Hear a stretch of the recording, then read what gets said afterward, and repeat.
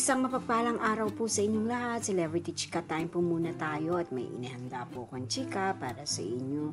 Dapat magchikahan na po tayo. May Mendoza, halos mabali ang likod sa kanyang ginawa sa Itbulaga. Yes, mga maka-Celebrity Chika Time, yan po ang ichichika ko sa inyo na lubos rin pong usap-usapan sa social media ng mga netizens, lalong-lalo na nga po ng mga followers at supporters ni Mengay. Abay, talaga naman nga pong sobrang lambot ng katawan nitong si Maine at kanya nga pong ginawa ay kanyang pinakita kung paano ibaloktot ang kanyang likod.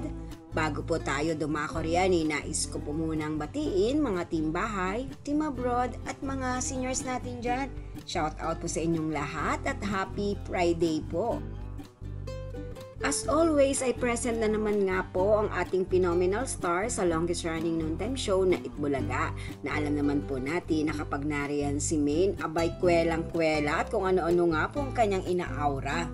At eto na nga po, nakakatuwang aura nitong si Mengay na talaga naman nga pong halos mabali ang kanyang buto sa likod sa kanyang pinaggagawa, na ikinatutuwa naman po ng mga televiewers ang Itbulaga at maging pati na rin po ng kanyang mga followers at supporters. Tunay naman nga pong mabentang mga pinaggagawang aura nga po na ito ni Mengay kapag present po ito sa longest running noontime show na Itbulaga.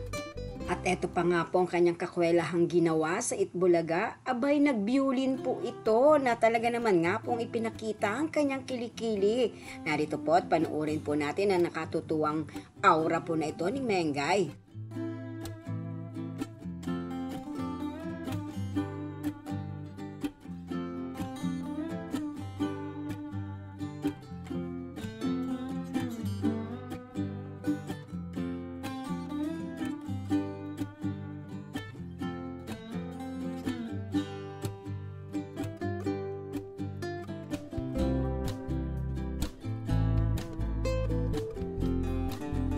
Yan po ang aking chika days for today. Salamat po sa inyong panonood. Huwag po kalimutang mag-subscribe. Pwede po mag-comment sa ibaba. Basta't wag lamang po harsh o nakakasakit sa isa't isa. Salamat po muli.